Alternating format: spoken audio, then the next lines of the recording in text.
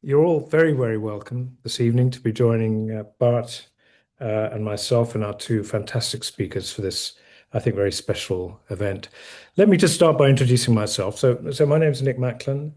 I'm the medical director at London Women's Clinic here in central London, but I'm wearing my other hat tonight as co-chief editor of RBMO, which I look after together with Juan Garcia Velasco, the other chief editor, and of course our fantastic team of editors and section editors and all the office people who I'm sure you all interact with when you send your papers in. And this is one of a series of events that we've held on the i3 platform, very successful for the journal.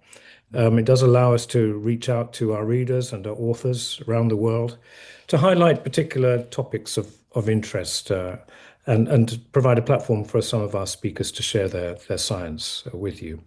And we're very pleased to do that. As many of you know, RBMO is not linked to the SRM or ESHRE. It has its own history, having been found by Bob Edwards just over 25 years ago. Many of you may notice that we celebrated our silver anniversary last year.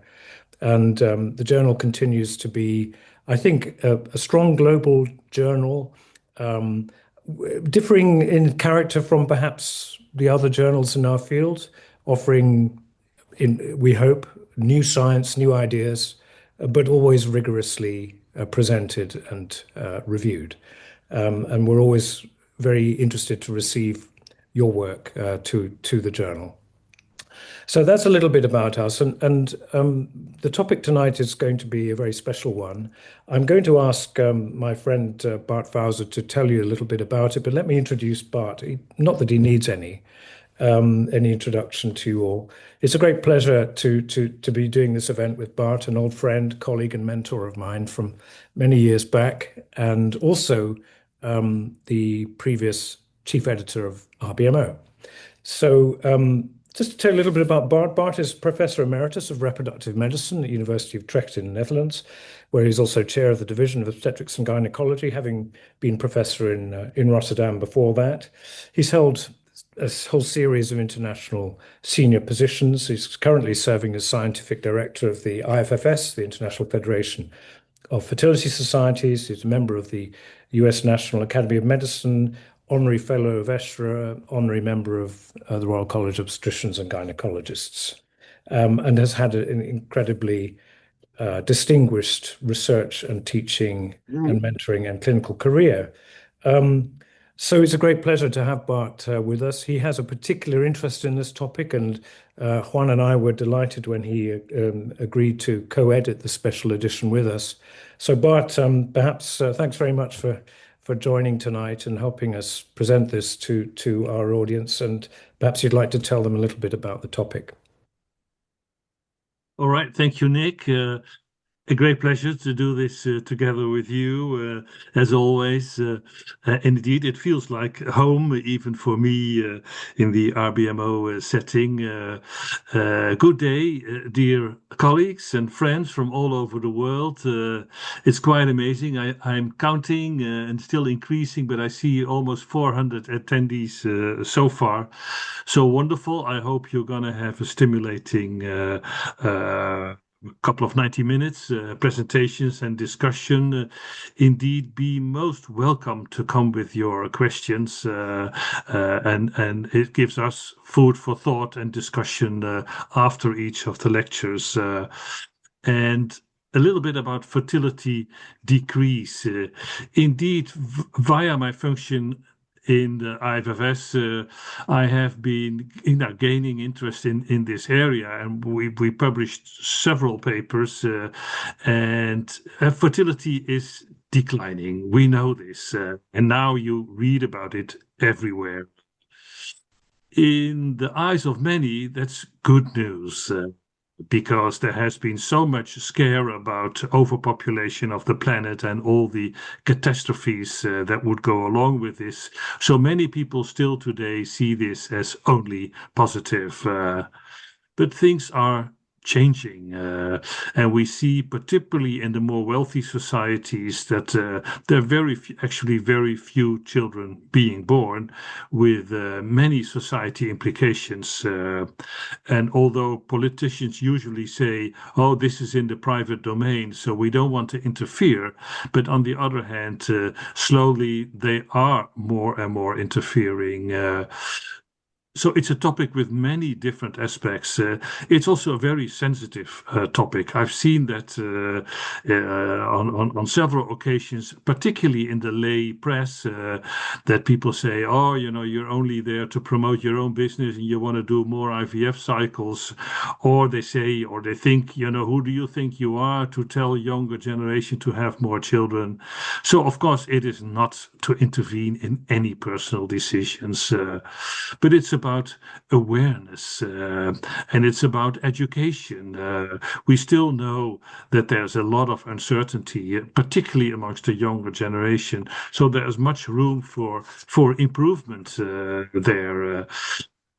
It's also, for me, one of the key issues that addresses all this is family planning. We all know the term family planning, and in a way, at our school, when we were younger, family planning was being addressed, and this was very much focused on contraception, on preventing unwanted pregnancies. And now, with the eyes of today, you think about family planning is not just preventing pregnancy if you don't want it, but it should encompass the other side of the coin, which means that you can help facilitate people who would like to have children. So that is slowly emerging, that concept, again, despite much resistance. So how can we help younger people who would like to establish a family and now, for whatever reason, are unable to do so? And now there's more and more recent focus on what is referred to as the fertility gap. That actually it is not uncommon that people who do not have children would like to have had one, or who would like to have more than one child but don't succeed for whatever reasons. So all these aspects are going to be discussed in this RBMO special issue. And you see that the topic now is being addressed in all major journals, the fertility journals, but also in the more broader scope journals. So we, for RBMO, have tried to put together a very, very comprehensive set of papers, which we will publish in a special issue, and hope somewhere around Ashrei, summer or a little bit earlier. It's altogether, it's about 13 different publications, with, again, all different aspects. So I think it's fair to say that it's probably going to be something unique, where we have such an in-depth and comprehensive coverage of this area. And it's not just about infertility, but it's predominantly about what do younger generation want and why, and what makes them decide to have children or not. So it's much broader than just infertility care, let alone IVF. So two of the ones who participating in this RBMO special issue have been invited today to participate, to speak about the topics that they have been working on and give a lot of consideration. So the first presenter, so let's focus on the title first: Declining Global Fertility and Our Future Dependence on Assisted Reproduction. And the presenter is Professor John Aitken, a very, very prominent reproductive biologist who've been working in this field for more than for a long, long time. And he has been working over the last 25 years at the University of Newcastle in New South Wales in Australia. And as a chair of the biology sciences, a director of ARC Centre of Excellence, and a pro-vice chancellor of the Faculty of Health. So he has published extensively in this area of fertility, predominantly on basic science aspects, but over the last couple of years, he has been published very profound data on decreasing fertility. So I think it's time to give the floor to you, John. There will be about 25 minute presentations and thereafter time for questions. John, please welcome this evening and the floor is yours. Well, thank you.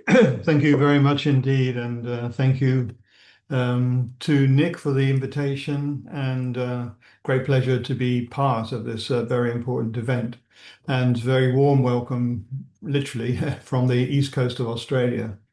I should begin with just a brief disclosure. I have, you see, get my slides going. I am the director of a biotech company, but nothing I think I shall say today conflicts with that particular role.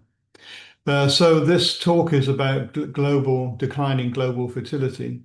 And we don't have much time, so I'm going to cut to the chase. And this is the problem that we're dealing with. So historically, the average woman globally would have had around about 6 children, but beginning in about 1968, which was when Paul Ehrlich published his book about population explosion, fertility rates started to fall really quite dramatically. And they are now hovering just above a replacement level, which is set at 2.1, one child to replace mum, one child to replace dad, and 0.1 to account for infant mortality. So over the last half century, there's been quite a dramatic decline in global fertility rates. And in some countries, this has been really quite severe. So if you look at the tiger economies of Eastern Asia, Hong Kong, Korea, Singapore, Taiwan, they all started in 1960 with fertility rates around about 5 to 6 children per woman.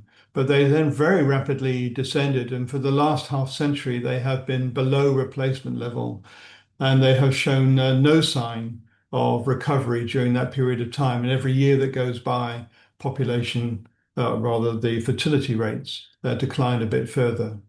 In Western democracies, we see exactly the same thing. So in the UK, USA, and Australia, again, starting at a slightly lower point, around about 3 to 4 children per woman in 1960, we rapidly descended to below replacement level and have been there for literally half a century now. And overall, the UN predicts that 183 of 195 countries will have fertility rates below replacement level by the end of the century. So this is quite a dramatic change in human fertility, and in a way is slightly counterintuitive because most of us live in densely populated societies, and every second of every day we are reminded just how densely populated we are, whether it's finding a car parking space or trying to find enough money to buy a house. We live in very densely populated countries, and in these 3 countries, certainly population has increased over the last half century quite dramatically. And that, as I say, is kind of counterintuitive. How can fertility rates be falling and yet the population expanding? And the reason for that is that in the West, we have embraced multicultural societies, and we have welcomed large numbers of immigrants to our shores. So Australia, United Kingdom, United States, and all the countries in North America, Northern Europe, and Australasia have encouraged large numbers of immigrants to their shores. And that has enabled them, in a way, to paper over the cracks of their infertility. Whereas in the East, there isn't such a culture of welcoming immigrants, and even very large countries like China and also Taiwan, South Korea, Japan have very low immigration rates. So they don't have the opportunity to use immigration to recover their population numbers. And if it wasn't for immigration, UK, Australia, and the US would all be in negative population growth at the present time. China is a very interesting country demographically. They certainly showed the same decline that everybody else exhibited in the 1960s, with fertility rates falling from about 6 down to close to replacement level. And many people would think, well, that's just because of the one-child family policy. That was a government edict that really drove fertility decline in China because they were so worried about overpopulation. But in fact, the one-child family policy was introduced in 1980. So the fertility rates had already been falling quite dramatically before that point. And indeed, the Chinese population responded with a slight increase in fertility rates in response to that governmental edict. And then afterwards, they continued their decline and are now well below replacement level. That's not to say that the one-child family policy had no demographic impact. It certainly did, because the moment that policy was introduced, we saw a skewing of the sex ratio. It's begun to correct recently, but for about 30 years, the sex ratio in China was highly skewed towards males. And that has had a couple of major demographic consequences. So on the one hand, we now see that the number of females less than 14 years of age declined from the moment that policy was introduced. And this is important demographically because the number of young girls in your society less than 14 years of age represents your population momentum. It tells you about the pool of people you have who are going to fuel your population growth in the years to come. China has a much diminished population momentum compared with countries like India, whose birth rates have fallen but have enormous numbers. 79 million girls under the age of 14 in India are going to ensure that that country continues to expand population-wise to become the most populous nation on earth in about 20 years' time. The other consequence of this falling fertility is, of course, that in China currently there are 30 million young men who will never find a female partner, and there's sort of epidemic of loneliness in that country. But more profoundly, because there is no population momentum, there is really no buffer between birth rate decline and population decline. And China's population has already started to decline, and the UN predicts that it will halve before the end of the century. And I don't think we have really contemplated the geopolitical and economic consequences of a halving of the Chinese population in the next half century or so.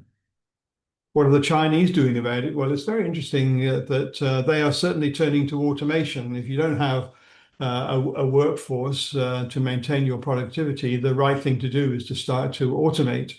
And they are by far the largest investors in automation in the world, much greater than the second nation, which is Japan. But they're both in the same territory. They're using automation to try to compensate for low levels of fertility and a shrinking workforce. There is a problem with that in terms of the economic cycle. In Western democracies, we have very dense populations. We have lots of immigrants. They move to the cities. They participate in the productivity of the country through the offices and factories that they work in. And for that service, we pay them a wage.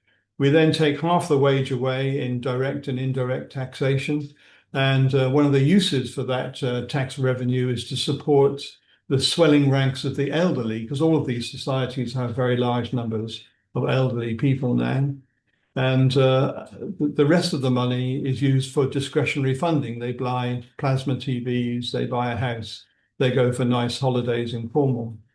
The trouble with robots is, on the whole, they don't pay taxes. They're not very interested in TV, and you hardly ever see them on holiday in Cornwall. So there is a structural problem there. If you become too reliant on automation, the circular economy collapses. So what China should be doing, and I'm sure it is, and many other countries are doing, is that, well, let's try to address this problem at source. What are the actual reasons that fertility rates are declining? And it turns out to be quite a complex issue, much more complex than you would have imagined. So the first thing, though, we can set aside is that this is not a Malthusian disaster. So as world fertility rates have fallen, actually our capacity to generate food, whether that's crops or livestock, has increased. Now, we all know that food can be weaponized, and certainly throughout the world, there are populations that are starving. But globally, we can't say that the decline in fertility rate was due to a lack of resources. We've been able to generate enough food to feed the population. Got nothing to do with food, but it has got something to do with prosperity. In the recent decades, we've seen fantastic growth of world prosperity in terms of GDP. And one of the things that happens when societies become more socioeconomically advanced is that they gain the knowledge and the facilities to address infant and childhood mortality. And as world GDP increased, so infant mortality and childhood mortality came down. And that had an immediate impact on fertility rates for very obvious reasons. If a couple are sure that all their children are going to survive, they make a quality over quantity decision and decide to invest most of their resources in raising 2 children rather than 7, because they don't need the 7 as a buffer against mortality anymore. So that's one of the key issues, which has at least initiated the demographic transition. But there is something else much deeper which is happening in society, which is maintaining that transition and driving us down to these very low fertility rates.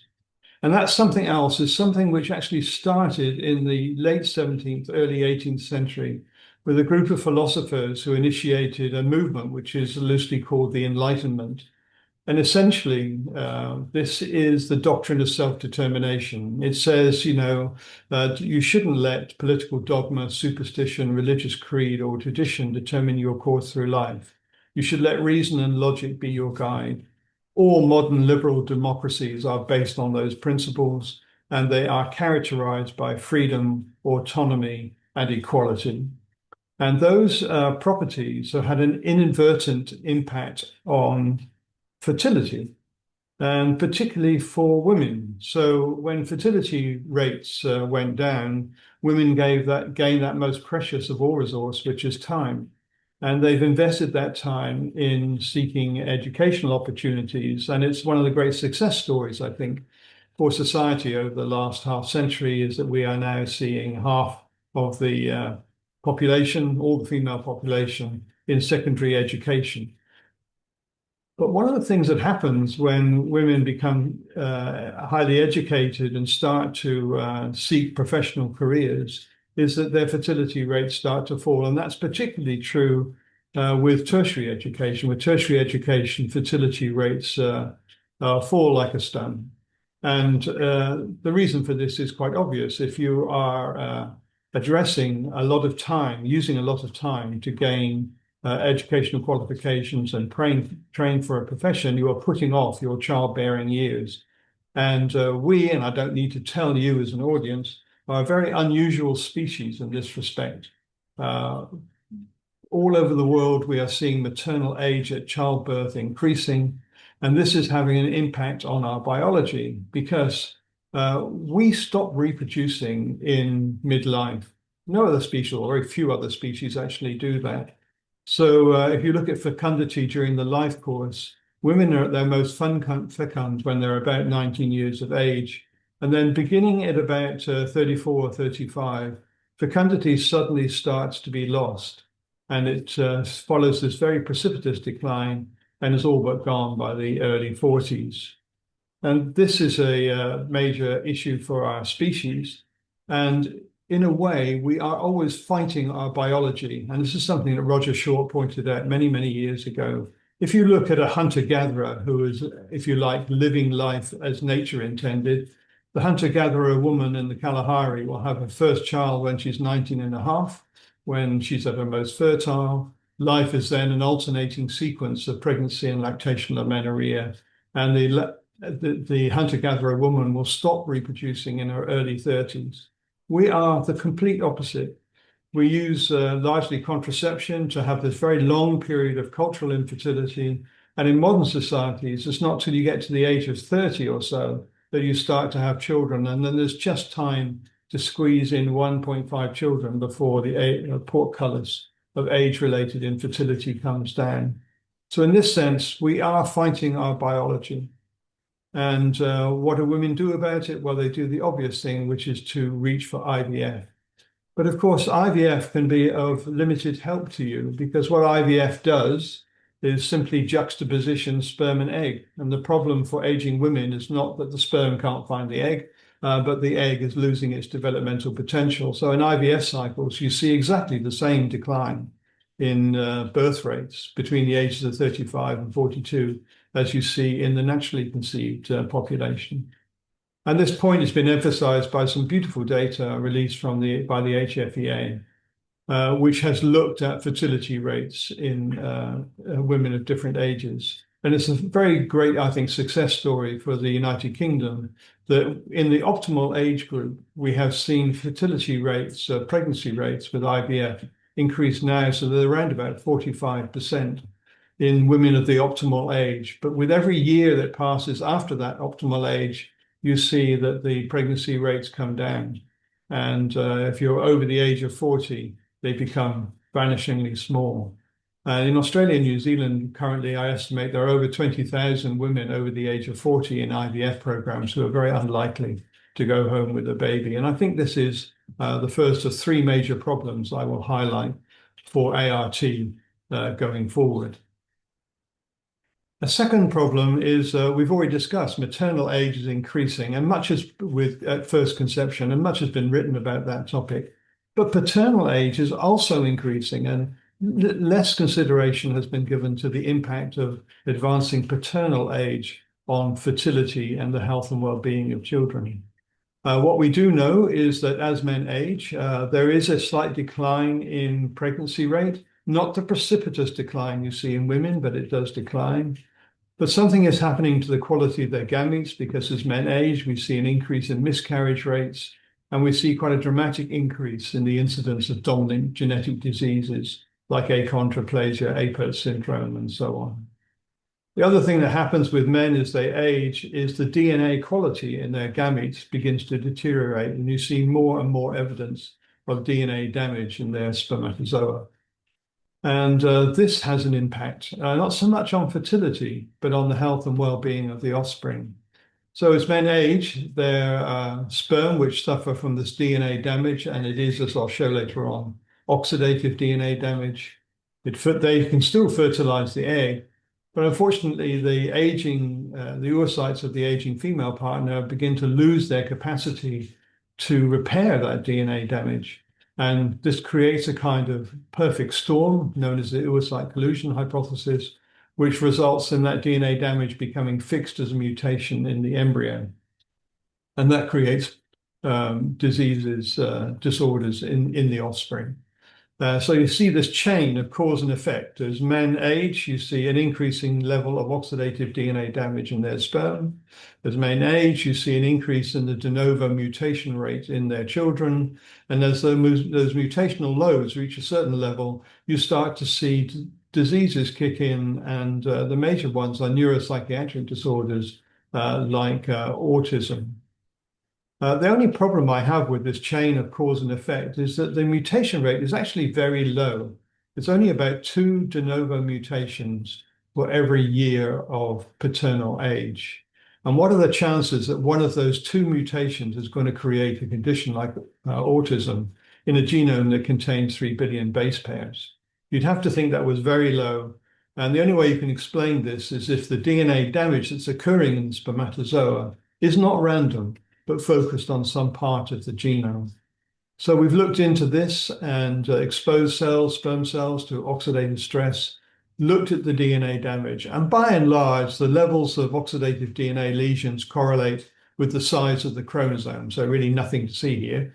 The only exceptions are the sex chromosomes, which are somehow preserved from oxidative DNA damage, and we don't know how that's done. But there is one chromosome, chromosome 15, which is particularly vulnerable. And this is chromosome 15. And along the bottom here in the blue lines, we see the 8-oxoguanine residues. And you see that the damage is throughout the chromosome, but there is an area here where it's particularly intense. And interestingly enough, that region has been mapped to conditions like autism, bipolar disease, spontaneous schizophrenia, Marfan syndrome. And all of these conditions, every single one, is correlated with the age of the father at the moment of conception. So as men age, bad things are happening to their gametes, and a consequence of that is that we see this increase in neuropsychiatric disorders in their offspring. Still mercifully rare, but nevertheless that increase is there. And if this is happening and the age of men in IVF programs is increasing, surely you'd expect to see an increase in the incidence of conditions like autism in IVF children.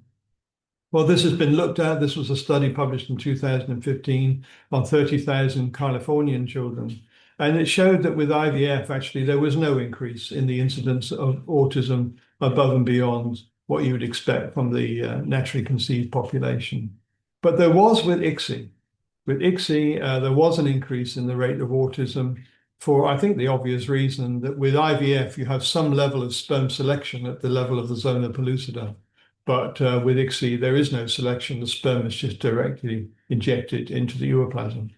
This has been quite a controversial finding, but recently a meta-analysis appeared which shows that overall, there's about a 36% increased chance of a child developing autism if it's conceived by ICSI, not IVF. And this, with the widespread recourse to ICSI as the sort of dominant means of insemination, I think this is a problem for ART. And a third problem is an evolutionary one. So in Paleolithic times, the average woman, as we've already said, had 6 to 7 children. And they had 6 to 7 children because they knew that most of those children were going to die before they reached reproductive age. And this, in a way, created very intense selection pressure for fertility. As a couple, you had to be capable of having 6 or 7 children for 1 or 2 to survive and pass your genotype on into the next generation. You then fast forward through the demographic transition into the low fertility land that we currently occupy, and there is really no selection pressure on fertility, none.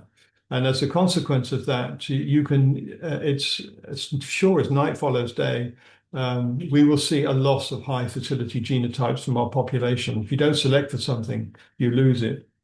And then galloping over the hill comes IVF, and it didn't really matter when IVF was the cottage industry responsible for less than 1% of all new births. But in some countries now, in Australia, it's 7% of all births, and I think in Denmark it's 10% of all births. And wherever you look, the graph is inexorably upwards. And if IVF starts to account for 20, 30% of the population, then we have a perfect storm, because you have now no selection pressure on high fertility genes and technology which is ensuring that poor fertility genes remain within the population.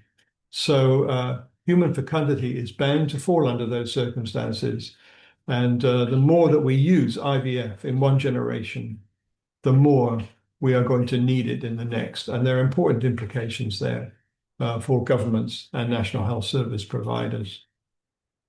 So that's a third problem for ART. And then something I really don't have time to address, but we live in modern environments which are associated with lifestyles and environmental factors that affect our reproduction. And most of these things, age, toxicants, smoking, obesity, radiofrequency, electromagnetic radiation, diet, pro-inflammatory conditions of various kinds, all create oxidative stress.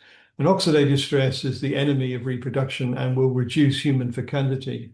Oxidative stress will also incidentally reduce longevity, and this may explain this curious relationship between a man's semen quality and how long he actually lives.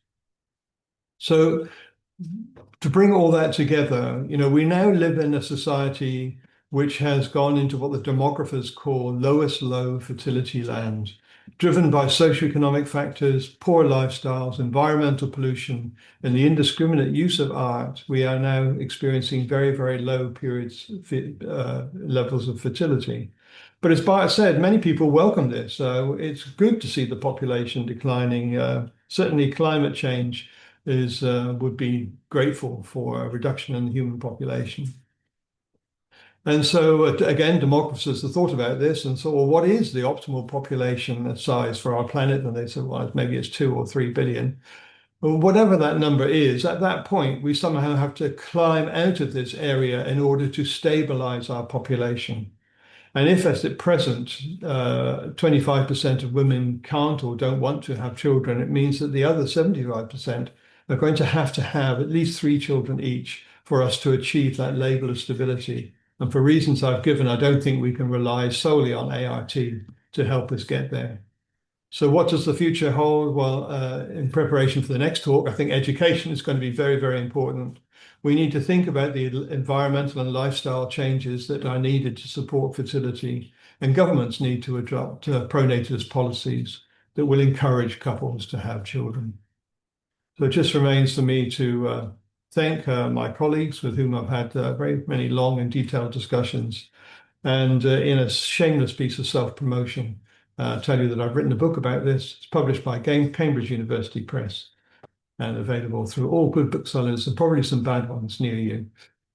So thank you very much indeed. Well, thank you very much, John, for that really remarkable overview.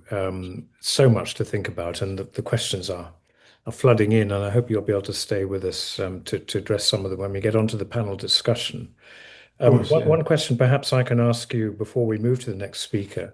This demographic transition, it seems to have started in the early 60s. And I just wonder, do you think, was the oral availability of the oral contraceptive pill something that kicked it off? And that fall, was it a fall down to the number of children women would prefer to have in a situation where they're not having to compensate for high perinatal mortality?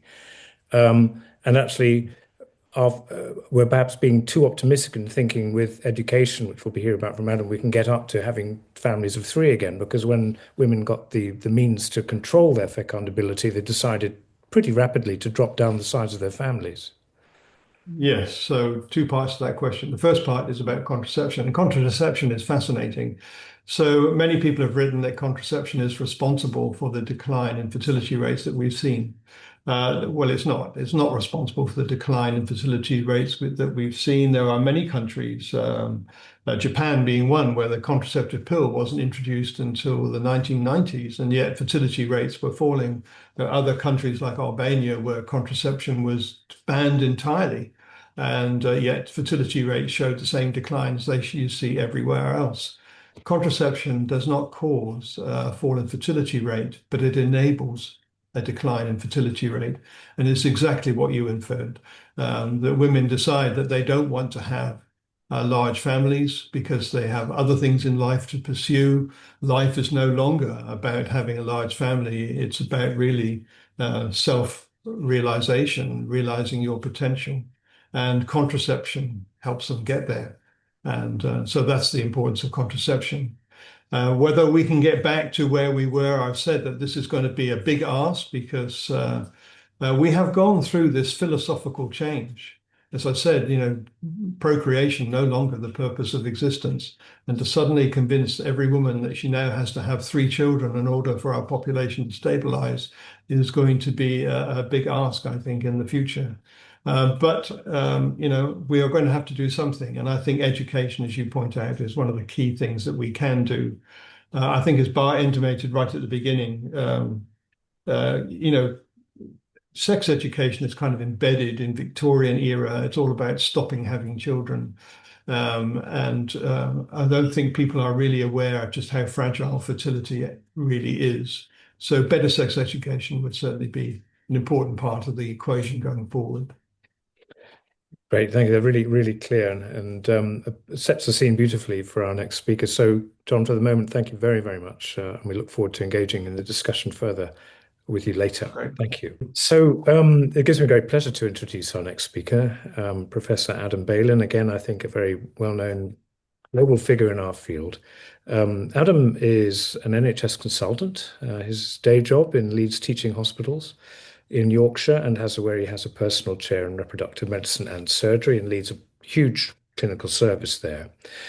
Many people will know him perhaps best for the work he's done on polycystic ovary syndrome over the years, more recently contributing to international guidelines, both through the societies, but also through the WHO, and also helping to develop the IFGO definition of ovulatory disorders. So he's had a very wide and profound impact on how we view reproductive ill health. And therefore, I think with that background and also his involvement with the British Fertility Society as a former chair, leadership roles within the Royal College of Obstetricians and Gynecologists, he really is in a superb position to give us his view as someone who's been really actively trying to assist in this process over the last few years, both in the UK and abroad, of the role of fertility education in addressing this perfect storm that John has just been telling us about. So, Adam, it's a great pleasure to have you here, and the floor is yours.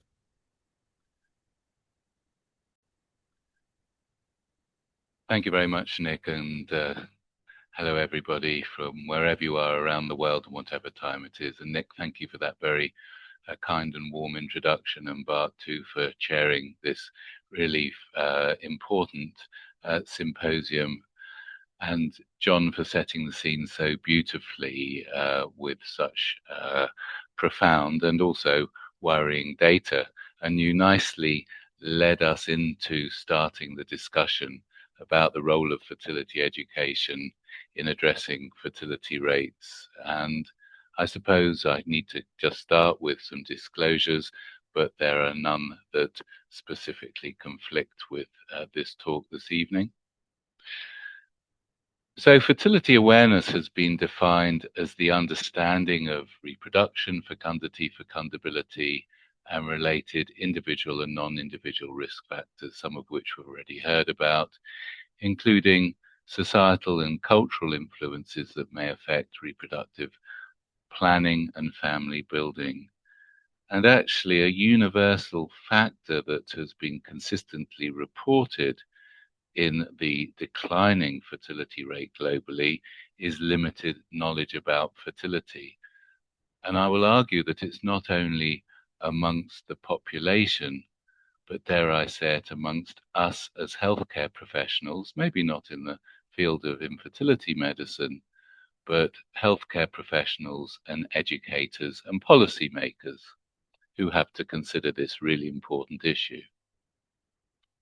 So the need for fertility education really reflects these changes that we've been hearing, changes in patterns of family formation, including, importantly, delayed childbearing, and also increasing diversity in family structures, such as same-sex parenting, donor conception, surrogacy, transgender parenting, and also fertility preservation that we see expanding both for medical and also social reasons. So, as John mentioned, sex and relationship education in schools globally has been very poorly delivered.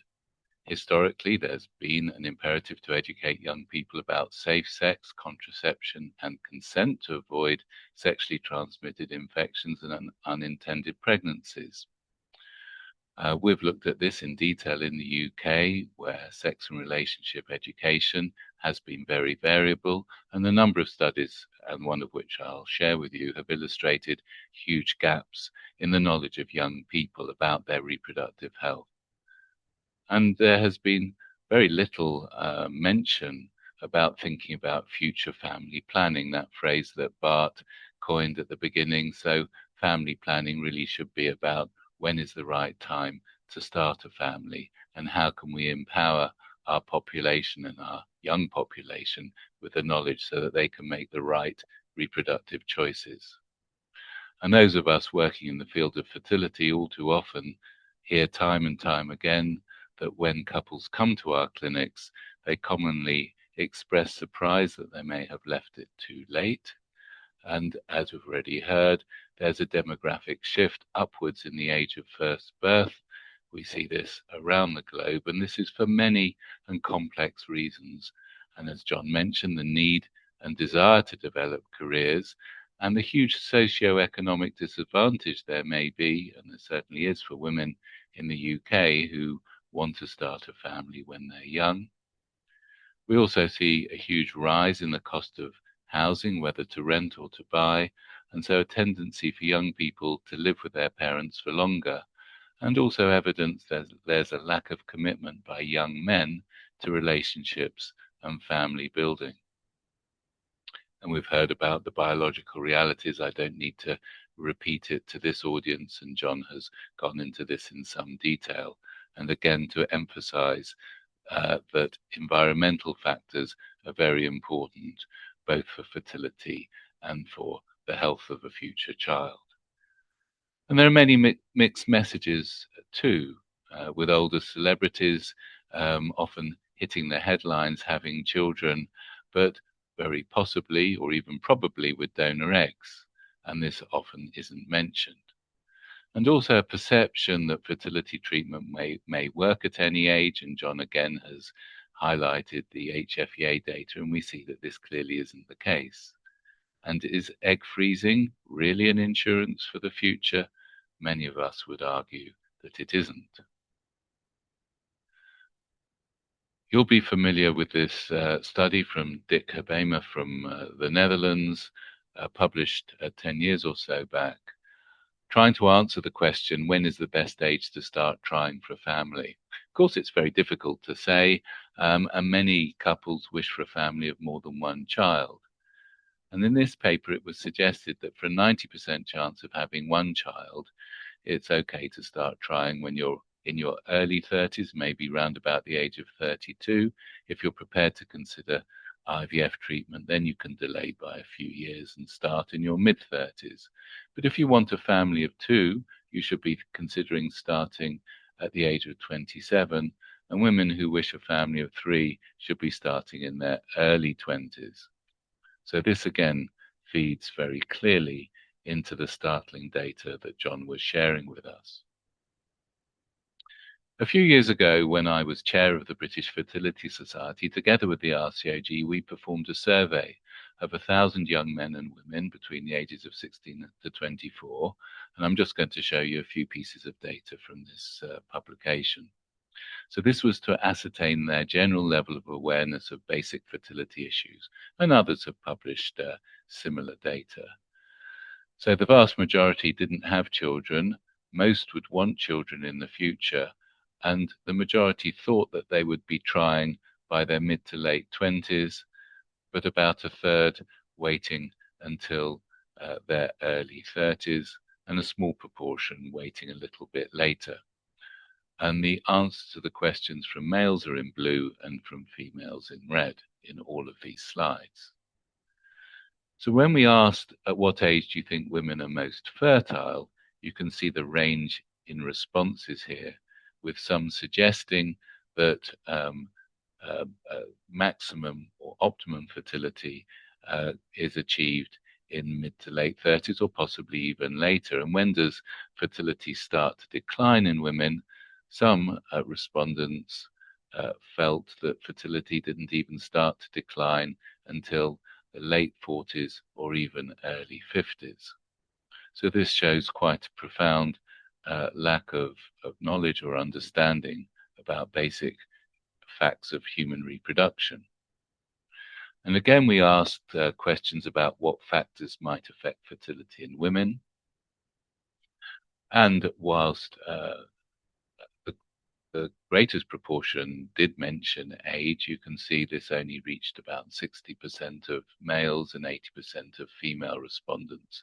I'm not going to read this list here, but it speaks for itself. And you can see that there was awareness about weight, general health, but being on the pill for too long was considered to be a factor by some, masturbation by others. And when factors that might affect fertility in men were asked about, again, you can see a range in answers, with, again, a sort of a spectrum of awareness of the factors that we know may have an impact, and some that probably don't have any impact at all. And when we asked about whether they had seen any information talked about fertility in the previous year, a few said that they had, but those that did, the majority got their information from the internet or social media, and only 20% from an official source. So this led us to hold a fertility health summit at the RCOG almost exactly 10 years ago. It was introduced by Alex Jones, who's a well-known TV producer in the UK, who at the age of 39 then was exploring her own fertility journey, and I was helping her with a documentary series that she was making on her own fertility. And because she was there, we consequently garnered a huge amount of publicity, most of it positive, some of it suggesting that we were being controversial, for example, suggesting that 3-year-olds should be taught about sex, which of course is not what we were saying, but this was all about introducing the notion of improving fertility knowledge and knowledge about general reproductive health at an age, in an age-appropriate fashion. Because the underlying philosophy that we were explaining was that the lack of reproductive knowledge may lead to many missing out on the opportunity to have children in the future, or for that matter, taking steps to safeguard their fertility. And from this summit, we developed and founded the Fertility Education Initiative, which was the first special interest group of the British Fertility Society, with an aim to ensure that people have a greater understanding and awareness of fertility and reproductive health, so that they can make an informed choice about their own fertility journey. We produced some animations which were designed and developed by Grace Dugdale, which are available online, exploring the basic fundamentals of fertility and also the shaping of modern families and recognizing the differences in family building. So these were the main aims: to understand human reproductive health, the basics of the reproductive life cycle, fertility and infertility, the preventable causes of fertility issues, and how to plan for a healthy pregnancy. The understanding of modern families with societal and cultural variations in family building and different routes to parenthood for different groups, whether heterosexual from the LGBTQ+ community and single people with or without fertility issues. And also how assisted conception techniques may work for family building, and also, if necessary, other routes to parenthood. And importantly, a basic understanding of reproductive technology, what it can do, and what also, as we've heard, what it may not be able to do. Shortly after this, the Department for Education in England produced a white paper on relationship and sex education. And we were key contributors to this paper, and I'm very proud to say that we were able to change the national curriculum in schools such that the new guidance includes the need to educate young people about the facts about reproductive health, including fertility and the potential impact of lifestyle on fertility for both men and women. And I stress the need for both men and women. And the bulk of the guidance deals with general health and well-being, the foundation of healthy relationships, and all aspects of physical, emotional, mental, sexual, and reproductive health and well-being. And also there's a very important reference to the understanding of various forms of sexuality and sexual relationships, so that, to quote, others' families, either in school or in the wider world, may sometimes look different from their own family, but they should respect those differences and know that other children's families are also characterized by love and care. And we stress the emphasis on age-appropriate information, and we have produced validated educational material now for schools that is universally available throughout the UK, with educational material for teachers to deliver these packages of education to their pupils. So does fertility education work? Randomized studies have suggested that individualized counseling and generic education materials may certainly improve fertility knowledge, but perhaps only in the short term, with limited retention of this information, perhaps for as little as 6 months. But then again, I think it depends very much upon how the educational materials are delivered, and I'll come on to this in a minute. But there is some evidence that if you provide fertility education, the timing of attempts to conceive may start at an earlier age. And many of you will be familiar with the fertility assessment clinics that have been spearheaded by the team in Copenhagen, Anders Nebo Andersen and his group, and Zoran Ziba, good friends and colleagues over many years, started these fertility assessment clinics, which have been going for a number of years now. The main reason for attending was how long might it be safe to delay parenting, interestingly. An important 8-year follow-up survey of those who had attended was published last year. The response rate was just over a third of the women and about a fifth of the men. 85% of the women had conceived and about 91% of the men had fathered a child. So this might suggest success, but it's a relatively low response rate. And of course, those who attend these clinics are inevitably a self-selected section of the population who may well be better informed and more motivated to understand their reproductive health and make plans based upon the advice that they have received. But nonetheless, the notion of fertility assessment clinics, I think, is a very important one. The question is, can we introduce these sorts of concepts more universally? Now, from the Fertility Education Initiative in the UK,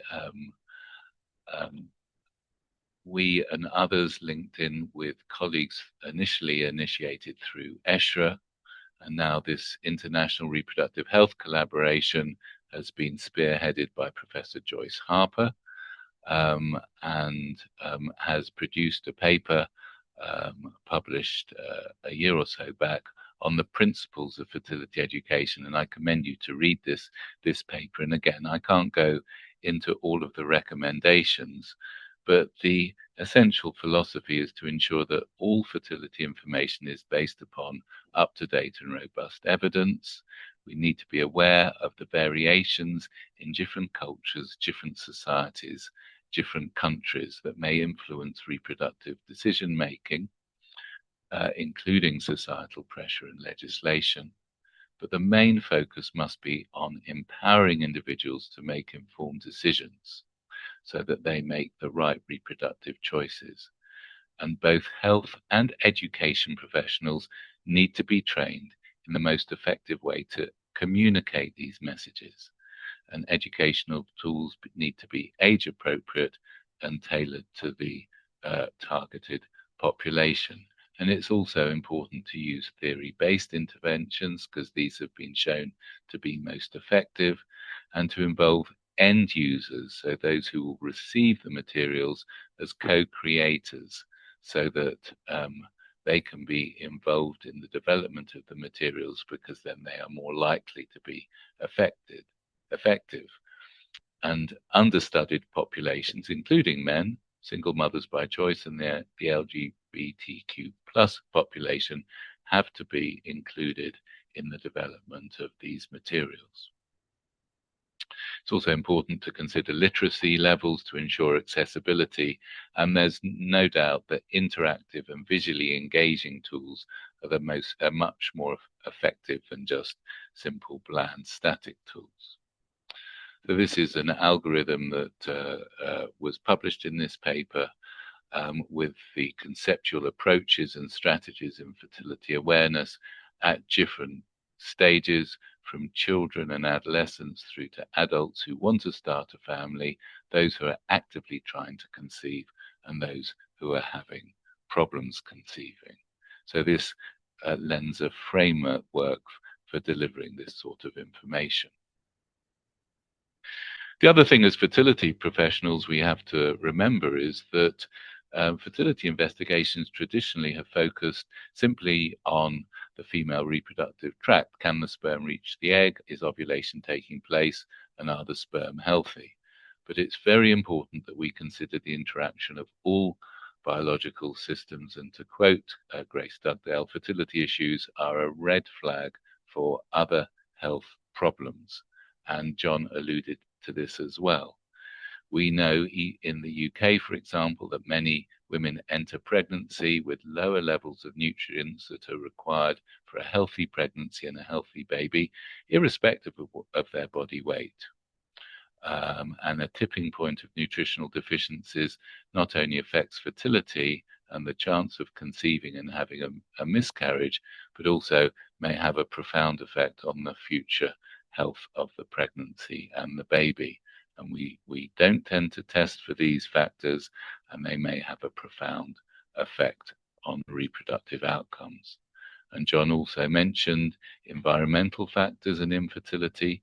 Time doesn't allow me to go into any great detail. We held a conference in Leeds 2 or 3 years ago now, entitled Every Breath You Treat, looking at the effect of pollution on all aspects of the life cycle, and in particular on the way that the environment may affect fertility. And of course, there is a huge literature on this now. And last, I'd just like to leave you with some thoughts about how maybe we should be thinking toward the future. In the UK, the current government published a 10-year health plan last year to move from hospital to community, analog to digital, and most importantly, from sickness to prevention. And this paper published in the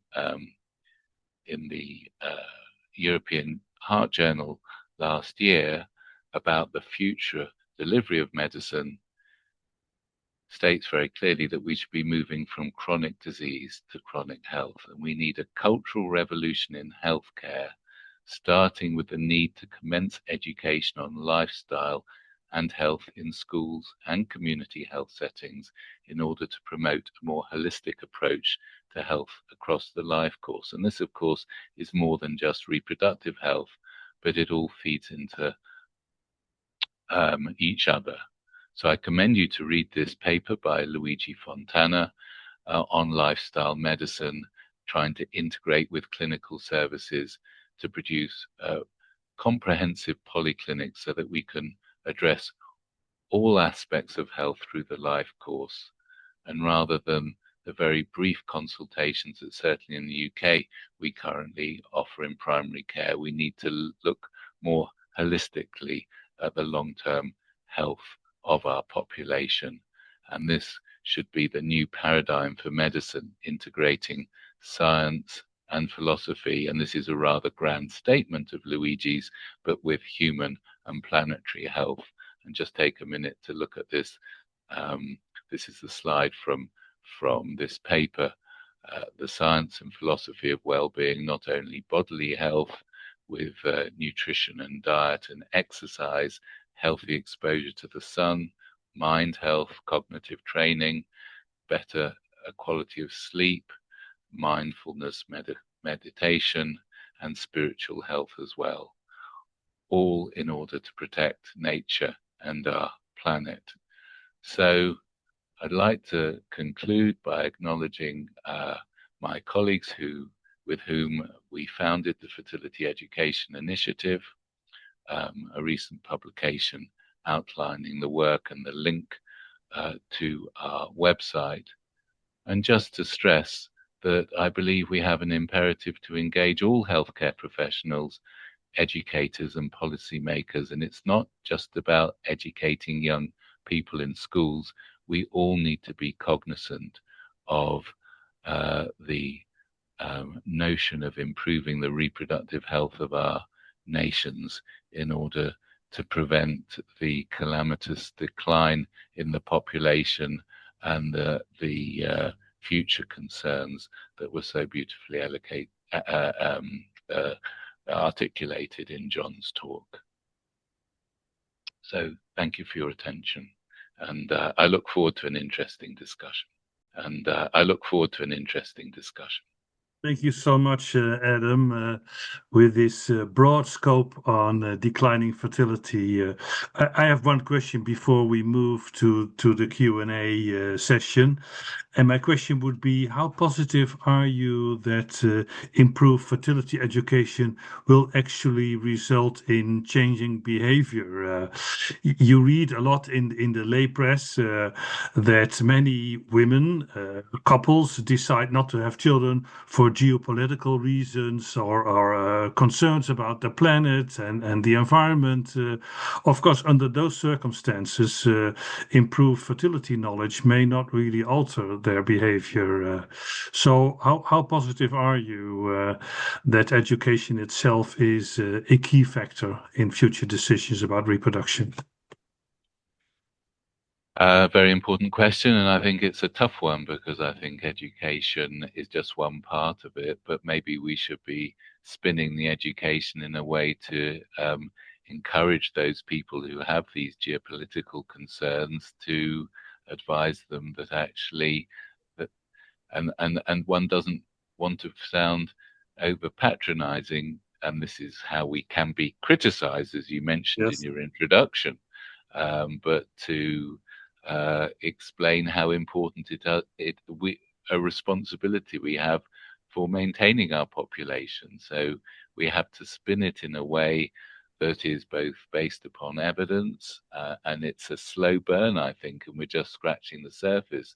And of course, when we introduce these topics in schools, we're talking to young people who haven't even begun to think about starting a family. So we need to repeat the message at appropriate times and find ways to do so during university or early years at work, and it needs to be a message that needs to be oft repeated, I would say, but challenging, certainly very challenging.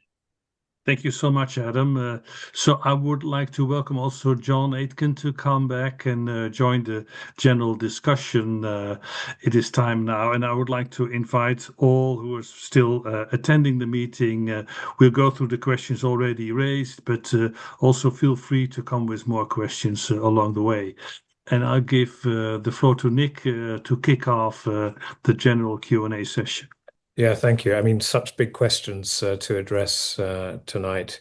But perhaps just to kick things off, I've been looking at the questions that have come in from a number of people, including from Sandro Esteves from Brazil, John. And I think, you've painted this slightly worrying picture, I suppose, of ART being part of the solution and being part of the problem as well. And so Sandra asked, how do you see the field addressing the potential disconnect between achieving fertilization on the one hand and perhaps ensuring the biological integrity of gametes? How bleak do you think the situation is? Do you think there's a way forward where we could use ART in a way or adapt ART in a way that it becomes a net solution rather than part of the problem? Yes. Well, I guess the answer to the question is really a question of scale. We don't want to become so reliant on ART that a sizable proportion of the population is being generated in this way. If that happens, as I mentioned, you start to have an effect on the genetic profile of the population, and fecundity just gets worse. We don't want to get to that point. And I think one of the areas that we need to think about a lot, and I come across this a lot in male infertility, is that we have really stopped asking questions about the etiology of human infertility. And this is a tragedy. For most men, we have no idea. People think, in the literature, it will say, oh, well, roughly half of all infertility is due to the male. In truth, we have no idea at all. That's just based on the semen profile, and the semen profile, as we know, is not a diagnostic tool at all. It's just a descriptive tool. It helps you understand what the symptoms are, but doesn't help you understand the etiology of the disease. And maybe if we became a little bit more concerned about the etiology of the disease rather than just treating its outcome, we might have alternatives to IVF. We don't have to use IVF as a single hammer to hit every single kind of infertility nail. There are more options out there if we bother to look. And I think that's been one of the consequences of the rise of ICSI, is that for andrologists anyway, it's kind of destroyed any interest in trying to understand the etiology of the infertility. And men are looked upon these days as just providers of sperm, not a patient with a potentially treatable disease. And thank you. And I think another sort of side to this has been put by another of the people joining us tonight has been, the rise of ART as being a means to having a family for the LGBTQ plus community, and for single people. That is also providing a sort of a further growth in the use of this route to fertility, which will also add to this potential impact of lack of selection, because there's a whole group of patients or people who need this approach to actually have their families. So it is going to be very, increasingly pressing, but so important that we recognize this now rather than just assuming this is going to be the solution. I mean, interestingly, in Denmark, where I've worked, many people will be watching. I know there are a number of colleagues from Denmark watching this, where there has recently been a marked increase in the public support for fertility treatment. And you said in your lecture, John, I think that, in Denmark, I think it's around about 10%, might be even getting up to 14% now, I believe, of children are conceived through assisted techniques. And it is quite interesting that some countries, partly for equality of access, but also perhaps as a means of addressing this question, are increasing access to funded IVF. And perhaps it's not necessarily going to be, as you said, the answer. No, I think a couple of things. I think one of the things that is important is if we're going to use IVF, we do need to try to ensure the quality of the gametes that I use. So I think sperm selection is a key issue there. Most mutations, at least 75% of all de novo mutations, are created in the male germline, not the female germline. So ensuring you have good quality spermatozoa is really important in that issue, in that context.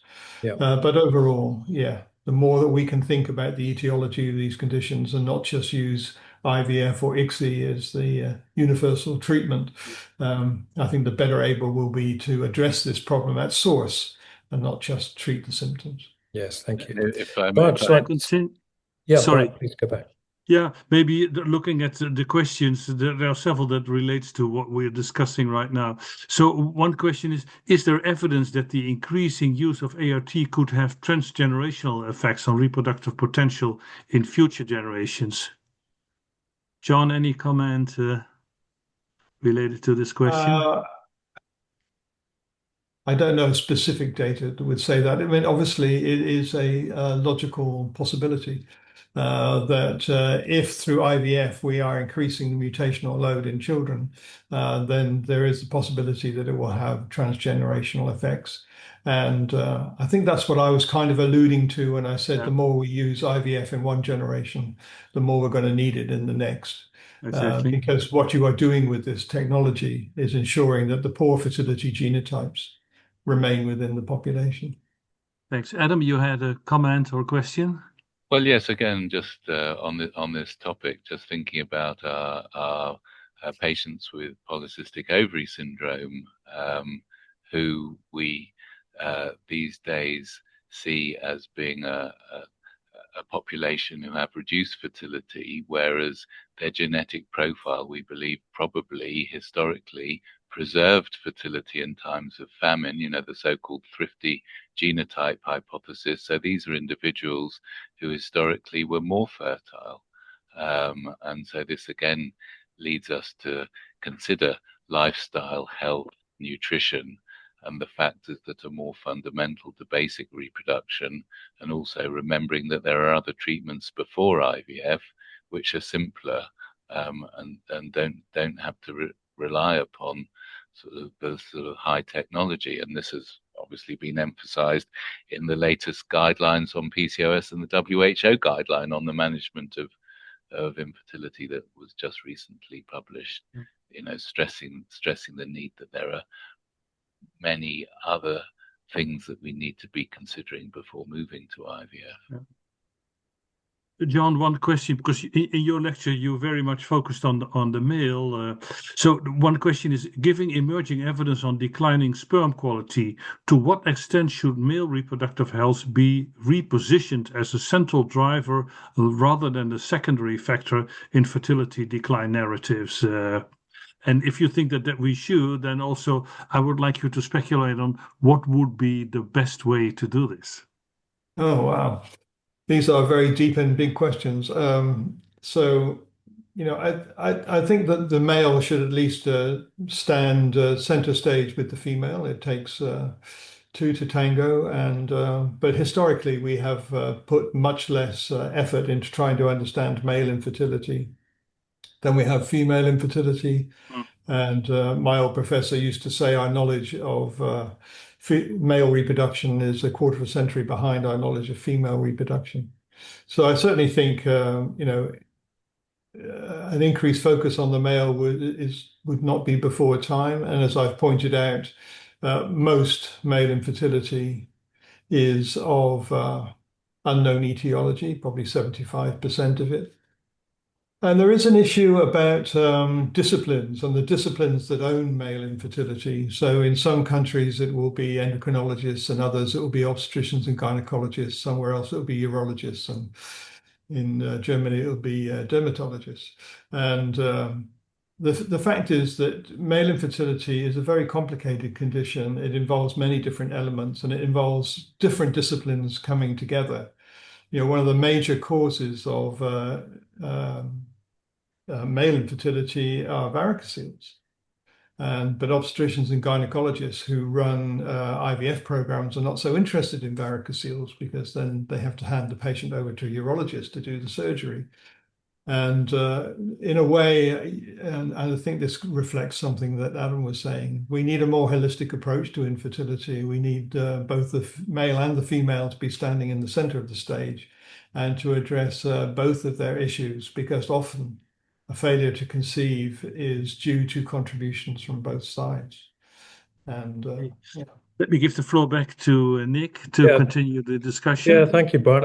I'd like to sort of take in a slightly different direction now. We've been having some questions coming in more about the societal aspects of this, perhaps rather than the biological ones. And it would seem that that is just as powerful in terms of part of being the problem and solution as any technology we might want to talk about. And a couple of questions have suggested, could there be room for some optimism here, in the sense that as a species we've encountered over the years quite profound challenges to our very existence, and we all seem to find a way through it, or perhaps a natural balancing, and possibly that what we're going to be called upon now, also with the rise of AI and the implications that has, is just to reframe, how we describe success for us in terms of changing our whole models of pension and developing success and financial success. So I wonder whether, both Adam and John, and indeed Bart, you've given a lot of thought over the last few years writing books and looking at education as to perhaps more the behavioral element of this. That do you see any hope for how we might adjust to this new situation, and what potential benefits might come out of things like AI to try and help us adjust to this new situation, but potentially even correct it? Big question, but it's one that's coming through on the questions here. That yes, ART and the biology is important, but what can we do to change or indeed embrace this issue? Yeah, can I contribute an answer to that? Because I think this is the big question in many ways. And, I think the fertility crisis that we're discussing here, because we are all interested in human fertility, has many reflections for me with the climate crisis. So we didn't really respond to the climate crisis because we didn't see it happening around us. Our day-to-day lived experience didn't really come up against the issues with the climate. It was too big an issue. We're all dealing with our day-to-day lives. And I see fertility in a very similar way. We won't start to really react to fertility until we experience it in our day-to-day lives. So if fertility rates fall dramatically, Certain things are going to happen to society. For one thing, wages should go up because there'll be a shortage in skilled labor. House prices should go down because there is going to be more availability. And those kind of things are going to have an impact on people's day-to-day lived experience, and they'll start to realize that something is actually happening here. If you go to Japan now, you can see nursery schools being closed down before your very eyes, and you can see nursing homes being created. That tells you that something is happening to society. And we need those kind of things to impact upon us before we start to do something about it. And we can do something about it. I don't think this is, I definitely wouldn't want to paint a doom-laden scenario for the future. I'm sure we can get out of this. But we have to, realize that something is happening. Unfortunately, both climate change and fertility change take place in a time scale which is longer than our attention span, which is a sort of political cycle of 3 to 5 years. The changes we're talking about are going to take place over decades and centuries. And that's quite difficult for people to relate to.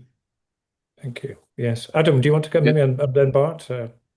Yes, I mean, I think as far as, I mean, AI has positives as well as potential dangers. I mean, someone in Google knows exactly what we're doing, when we're doing it, what we're wanting to buy, where we're going to go on holiday. And if you look for a washing machine online, as we all know, for the next several months, you get sent lots of adverts for washing machines. But it can be used in a positive way to send out messages about fertility, education, these sorts of things.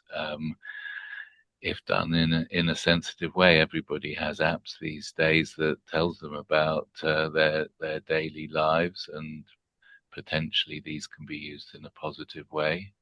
And it's not only about sort of education in the sort of if you like, the sort of the forum of schools and biology. It can be in the context of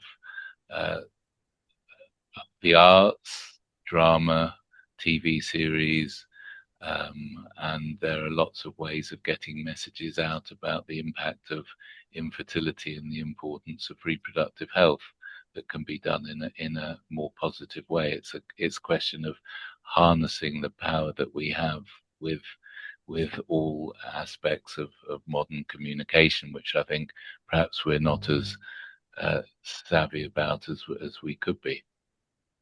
Thank you. Bart. Yeah, if I may, I would like to propose that we move to Adam's lecture and address some of the questions, and then maybe later on we can bring both presentations together. I see some, for me, intriguing questions. Maybe the first one: what are your views, Adam, on at-home fertility testing, especially focusing on AMH, and should these even be advertised as fertility tests? Your holistic view, please. You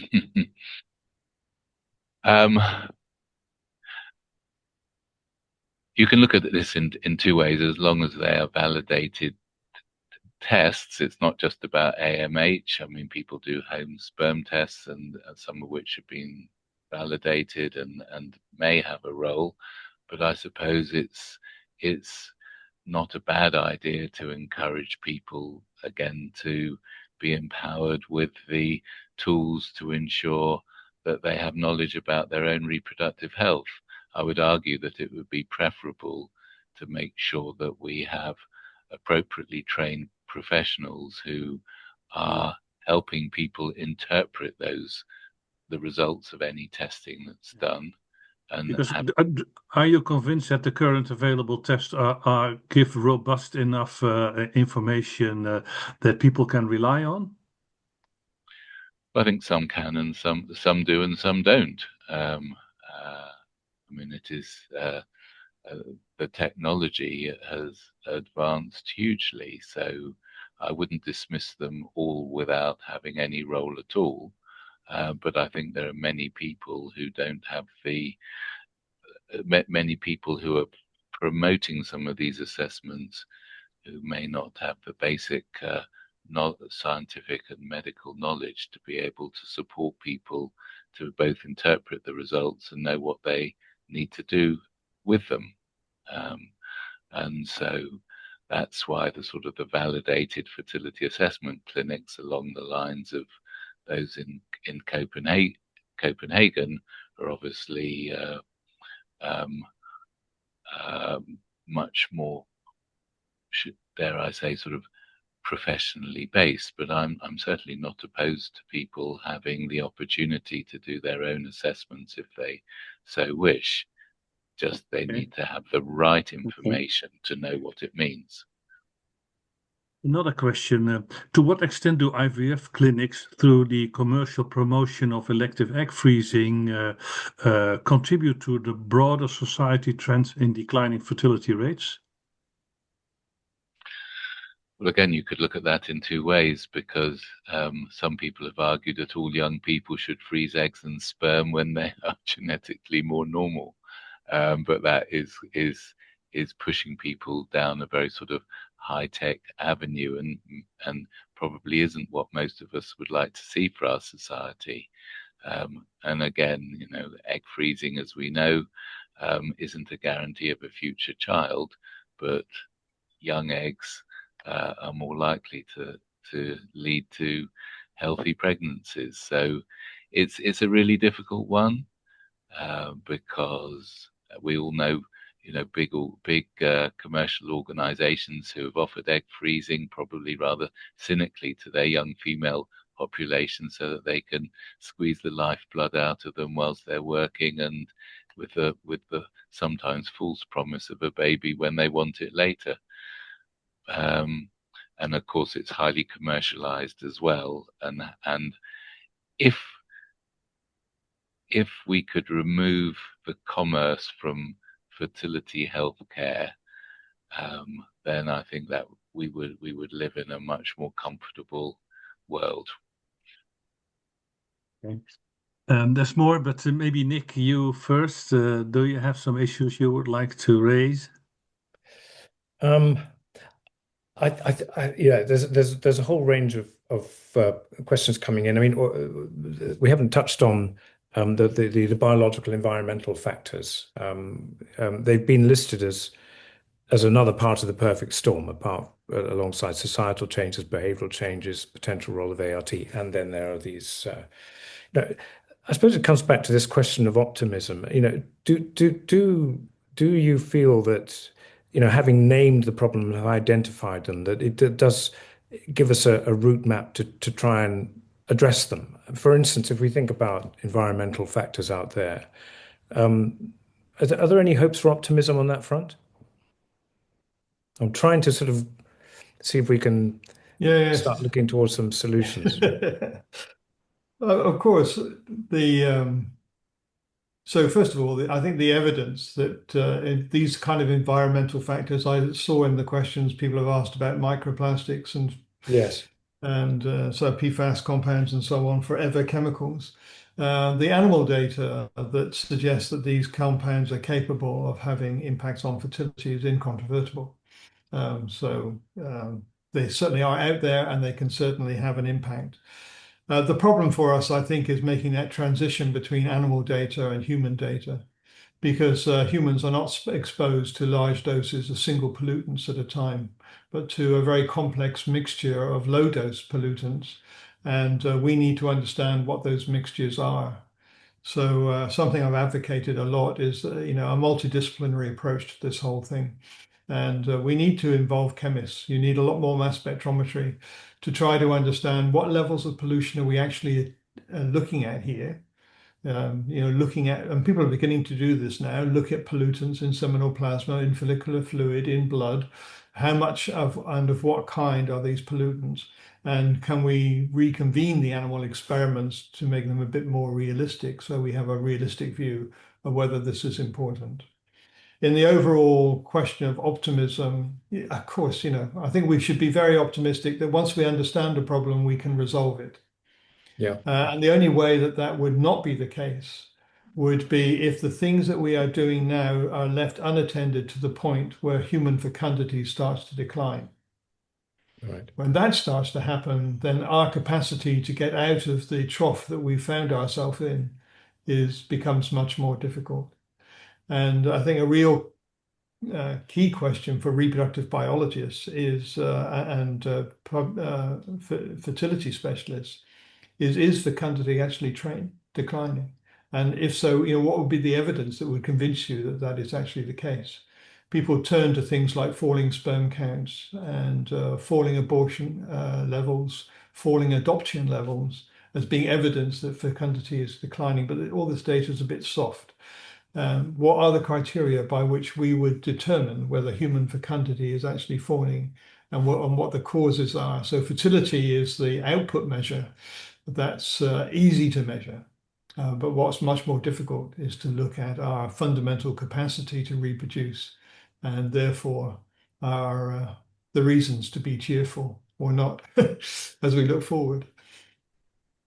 Thank May you. I ask, yeah, a question actually for both the speakers, maybe first Adam and then John, because I think it's a very fundamental issue. How should we perceive falling fertility rates?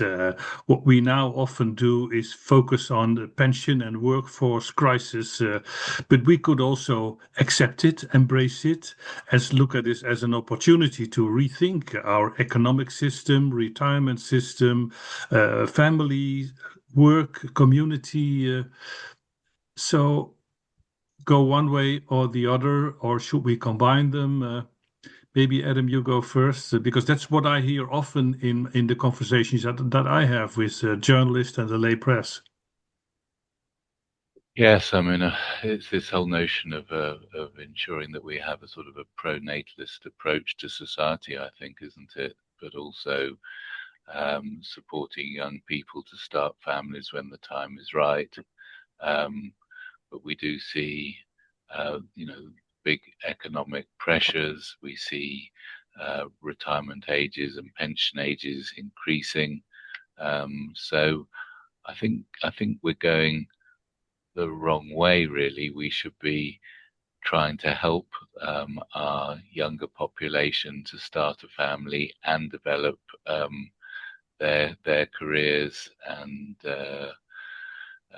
help with housing and all of the things that are important for society, and provide more support at the younger age, because that will pay dividends for helping the elderly population in the future. Yeah, maybe I can come in, Bart. I've just noticed on that point that Mina Alikani has come in with a comment on that, which she says she quotes the UNFPA to express her own concern, and it's probably articulates what you've said, Adam, that this crisis is not rooted in individual reproductive decisions that fail to align with the needs of the state or economy. Rather, it is a crisis rooted in environments and policy choices that are misaligned with the desires of individuals, which have failed to create the economic security and personal empowerment that people say are preconditions for realizing their family formation goals, which sort of turns it on its head. So rather than the government's, I think the French government's been writing to people this week saying, get on and have your family. It should be going the other direction. How do you feel about that? I think so it is inevitable now that the human population will fall. It's not going to fall tomorrow. It's not even going to fall in the next decade. In fact, for the next 2 decades, it's going to continue to grow globally. Yeah. But in some parts of the world where there is a combination of low fertility and mass emigration, and there are some countries in Eastern Europe that fall into this category, they are rapidly depopulating. And this, will have an impact on people's lifestyle and the way that we construct society. I think what we would all like to do is to try to develop systems that give us some level of stability, so we don't have to worry about population decline. And that will require all the things that we've talked about. It will require better education, better knowledge of environmental and lifestyle factors. And yes, I think society will have to adjust. But if we do nothing, then if the global fertility rate is 1, then in every generation it's going to be halving. And there is no floor here, which just keeps on halving until we get to very, very low numbers where it becomes unsustainable.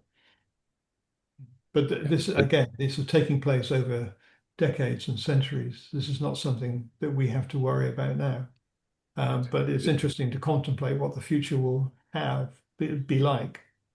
And people talk about the great simplification, how we're going to have to get used to a lifestyle that is much simpler than the one that we have now, where the emphasis is truly on sustainable things, not the consumer society that we currently have. Okay, well, thank you, John. Bart, is there anything else you want to come in? I think that's a really great moment on which to end the discussion. So I think so too. Well, look, I think we could have quite happily sort of discussed this for far longer, and it's been a real pleasure to have our speakers with us this evening, bringing their respective expertise and experience to this fascinating problem. So I'd like to bring the session to a close. And I thank you all, of course, for joining us this evening or today. We've had a terrific number of you listening in and participating in the discussion. And I'd like to thank, of course, our speakers, John Aitken and Adam Balen, of course, Bart Fauser as well for co-chairing this evening, and to hand over to Bart now to close the session. Thank you so much. I hope for all of you, dear colleagues, I still see that there are hundreds and hundreds attending. Thank you for participating in the discussion and raising questions. I hope you enjoyed the session as much as I did. And thank you, Nick, for hosting all of us, including me. And I would also like to thank the organizers, the I3 Organization Committee, Jacques Cohen, Peter Nagy, Marian Svetzek, Thomas Elliott, Fran Farley, Violet Sora, and Charles Palmer. And I would like to end with drawing your attention for the next I3 RBMO session, which will be very soon, March 31, with a totally different focus, which will be cell imaging and new ways to study cell and embryo development. So again, food for thought, and thank you very much, speakers and attendees and I3 people for joining us today. Thank you. Goodbye. Have a great day.